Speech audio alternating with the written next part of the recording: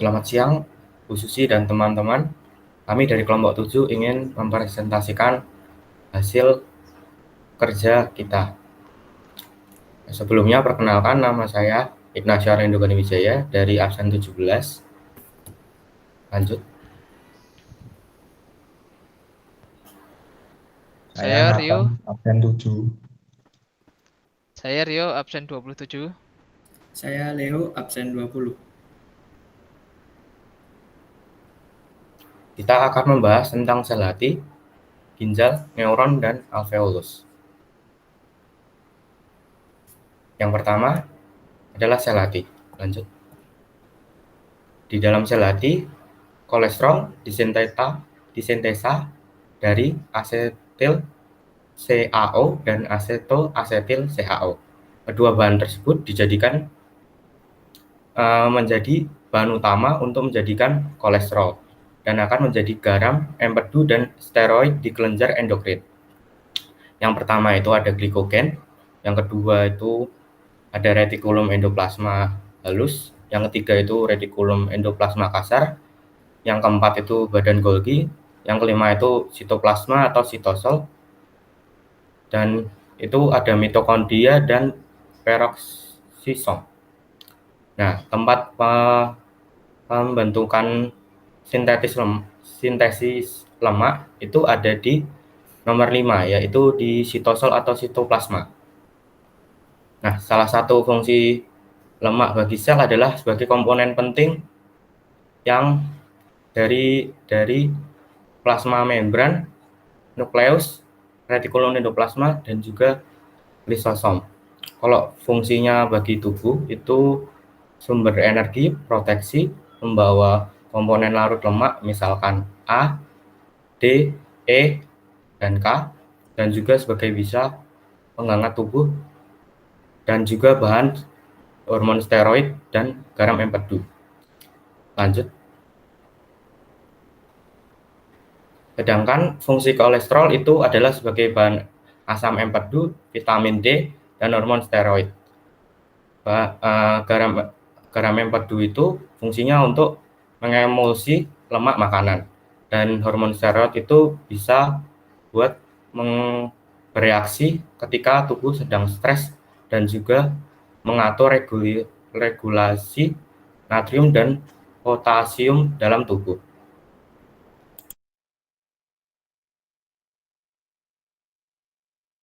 Oke, selanjutnya saya akan membahas mengenai neuron atau sel saraf.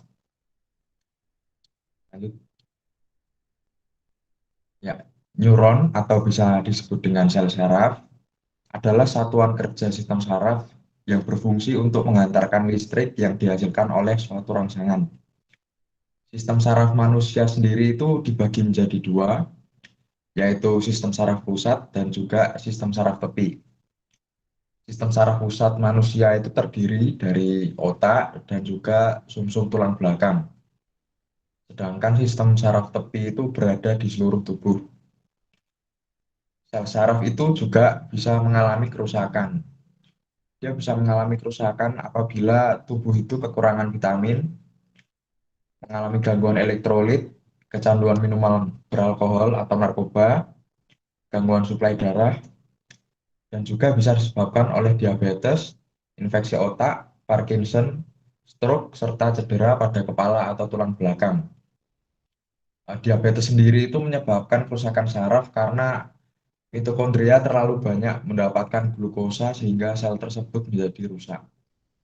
Nah, apabila salah satu organel sel itu mengalami kerusakan, maka neuron tidak dapat menerima impuls atau mengirimkan impuls. Impuls atau rangsangan itu dapat menyebabkan seseorang untuk melakukan suatu gerakan. Apabila neuron tidak bisa menerima rangsangan tersebut, seseorang tidak bisa melakukan gerakan atau gerakan yang dia lakukan menjadi terbatas. Seperti contoh karena sistem saraf pusat itu ada pada tulang belakang dan juga otak, maka apabila seseorang mengalami cedera tulang belakang, dia bisa mengalami kelumpuhan karena dia sudah kehilangan sensor motorik dan juga kendali gerak yang berujung pada kelumpuhan. Neuron juga melakukan metabolisme dengan cara mengambil glukosa dari dalam darah, lalu mengubahnya menjadi energi. Proses metabolisme ini berfungsi untuk membentuk sel baru serta memelihara jaringan tubuh. Apabila proses metabolisme ini tidak berjalan normal, maka akan terjadi degenerasi neuron sehingga tubuh seseorang akan mengalami kerusakan seperti yang saya sebutkan tadi.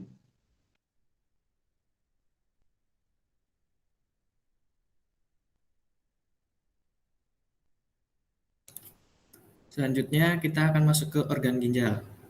Seperti pada gambar saya bisa memberikan contoh tempat organel-organel pada ginjal.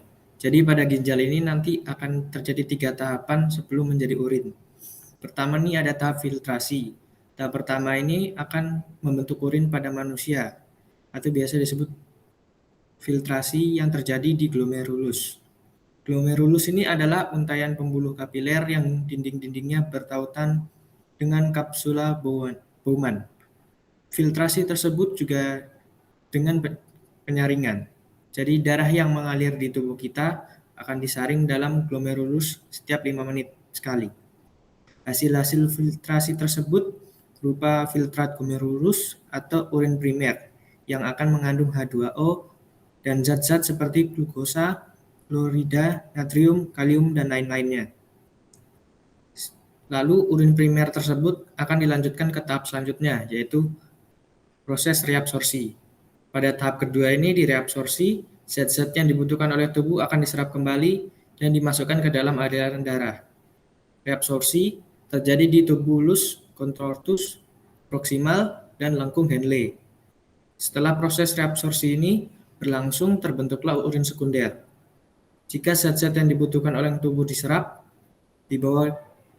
akan dibawa ke bagian yang tidak diperlukan oleh tubuh, melainkan zat-zat ini akan diekskresikan pada tahap augmentasi.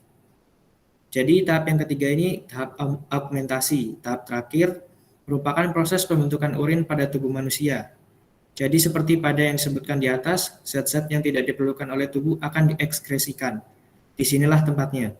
Augmentasi terjadi di tubulus contortus, distal, dan tubulus collectivus sebagai tempat penyimpanan urin untuk sementara. Di tahap ini masih terjadi penyerapan kembali pada air, garam NaCl, dan urea, sehingga terbentuk urin yang sebenarnya yang harus dibuang oleh tubuh. Jadi, pada tubulus proksimal dan kapiler pertibular mengalami kerusakan, maka proses reabsorpsi ini akan terganggu. Terganggunya proses tersebut bisa mengakibatkan kurang maksimalnya penyaringan dan penyerapan glukosa, sehingga glukosa akan larut dalam urin yang disebut dengan penyakit diabetes mellitus. Jika glomerulus mengalami kerusakan pada proses filtrasi atau penyaringan, darah akan otomatis menurun.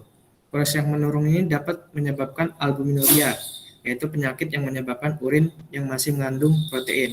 Jadi kesimpulannya, senyawa yang tidak dapat diterima oleh organ ginjal adalah darah, protein, dan glukosa.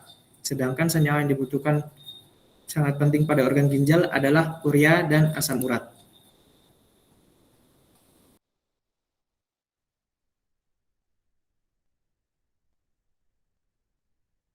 Saya akan membahas mengenai sel alveolus.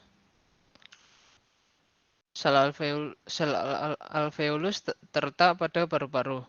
Sel alveolus memiliki bentuk gelembung kecil. Kemudian sel alveolus terbagi menjadi 3 bagian, yaitu sel makrofag, sel pneumosit 1, dan sel pneumosit 2. Sel makrofag berfungsi untuk menyaring benda-benda asing yang akan masuk ke dalam alveolus, serta membuang kembali sel-sel mati atau juga bakteri yang ada di dalamnya. Sel pneumosit 1 berfungsi untuk melakukan pertukaran oksigen dan juga karbon dioksida. Sel pneumosit 2 berfungsi untuk memperbaiki kerusakan lapisan dan mengeluarkan surfaktan yang berfungsi untuk menurunkan tegangan permukaan paru-paru. Penurunan dari sel-sel yang ada dalam alveolus dapat terjadi dikarenakan 2 faktor, yaitu umur atau usia dan juga hidup dalam lingkungan yang tidak sehat seperti banyak perokok dan juga karbon dioksida dan juga karbon monoksida yang dihasilkan dari kendaraan bermotor. Dari gangguan tersebut dapat menyebabkan gangguan pernafasan yang kemudian menyebabkan sel makrofag tidak lagi baik menyaring, kemudian pneumosit 1 tidak dapat melakukan pertukaran oksigen dengan baik, dan juga pneumosit 2 yang tidak dapat memperbaiki lapisan alveolar karena melemah. Tapi apakah dari mengalami kerusakan tersebut sel itu dapat meregenerasi? Ya, dari kedua kegiatan tersebut sel kita masih dapat melakukan regenerasi kembali. Yang dapat kita lakukan adalah dengan berhenti melakukan kegiatan merokok dan juga menjauhi lingkungan kotor yang penuh dengan polusi. Dari sel-sel yang sudah terinfeksi tadi tentu akan rusak, tapi tubuh akan menghasilkan sel-sel baru yang tentunya dapat meregenerasi kembali. Faktor dari penuaan juga masih dapat melakukan regenerasi sel, namun butuh waktu yang lama akan hal tersebut. Sekian dari kami, terima kasih.